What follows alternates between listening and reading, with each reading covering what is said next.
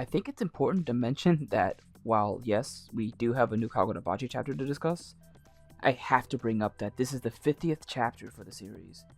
We hit a good milestone. By this time next year, we should, hopefully, reach its 100th chapter. That'll be an amazing milestone for the series, but that's something to look forward to in the future. For now, let's enjoy the 50th chapter. So, the chapter starts off with Chihiro bringing up how Japan was protected by the Enchanted Blades 18 years ago, but now Japan is in a state of chaos because if these evildoers kill the sword bearers and are able to use the sword themselves, then they're doomed. That's when Chihiro remembers his father telling him how the true heroes of the war were the ones who followed his ideals and wielded the blades. So he's dedicated to helping them, helping all of them. Meanwhile, both Hakuri and Uruha meet two bodyguards who teleport them to the Senkusuchi temple. That's when we're greeted to another sword bearer, Mr. Samura. He just shows up and starts touching Hakuri's face, assuming that it was Uruha. He says he smells like Chihiro, but he's not him. And what's interesting is that he knows who Chihiro is, because even Uruha only learned about him recently. That's when we get a flashback of Samura meeting Chihiro for the first time. He holds on to Shiba's face and does the exact same thing as Chihiro. It's pretty funny to see him do that, not gonna lie. It's also funny seeing that he knew Chihiro was Rokuhira's son right off the bat. All because he reeks of his smell, apparently. And that's when Chihiro brings up how his dad called him a hero, but Samura says that no, Rokuhiro is the true hero.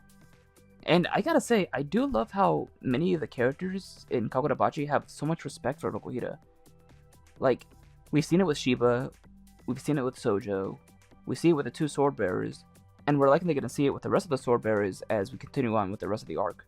We really only got to see him in the first chapter, but man, like, he's had quite the impact in the world, and it's fascinating to see how everyone looks up to him.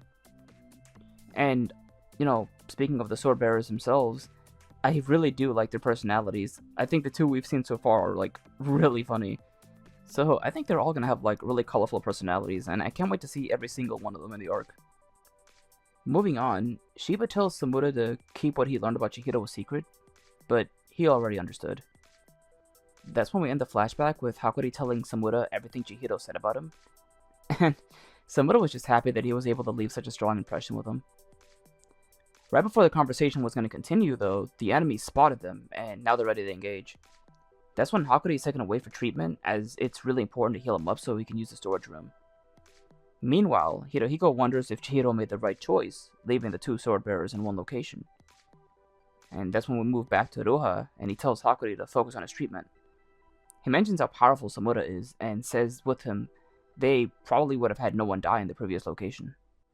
That's when Roha tells Samura, Chihiro's gonna be here soon, with information about the Hishaku.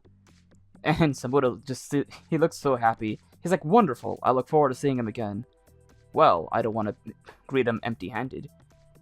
And that's when we learn that in 30 minutes, they'll be able to recover Hakuri.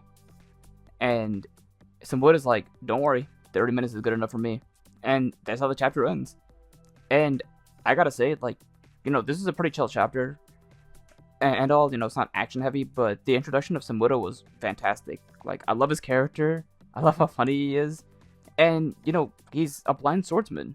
According to Chihiro, he can't see, but all of his other senses are, heightened to such a massive degree. So he's basically like Daredevil. And I think that's pretty awesome. I'm really excited to see him fight in the next chapter, though, because, it'll be interesting to see his style, considering he can't see. So it should be really cool to see him use all of his senses. And it's going to be even cooler when Chihiro actually shows up, so this will be the first time they meet each other in, a very long time. So that's not only going to be, really impactful, but it's also going to be awesome to see them fight, side by side. So there's already a lot to look forward to in the next chapter.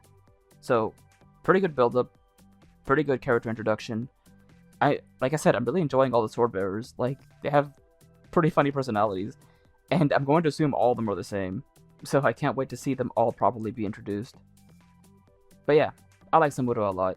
And I can't wait to see more of them. And Uruha is already a great character, so seeing these two together in one spot is already pretty cool. But yeah, those are my thoughts on the chapter. Like I said, it's pretty chill. The next chapter should be action heavy, so that'll be really exciting to see. So now I want to hear what you guys think. If there's something I missed about the chapter, feel free to bring it up in the comments below. Or, you know, if you want to discuss anything else in the chapter, like, I'm down to talk about anything. And, of course, I'll do my best to respond, as I usually do. And yeah, that'll do it for me for now. Here's looking forward to the next chapter. And, like, once again, happy 50th chapter to Kagurabachi. Here's to many more. So, that'll do it for me. Peace out, and take care, everyone.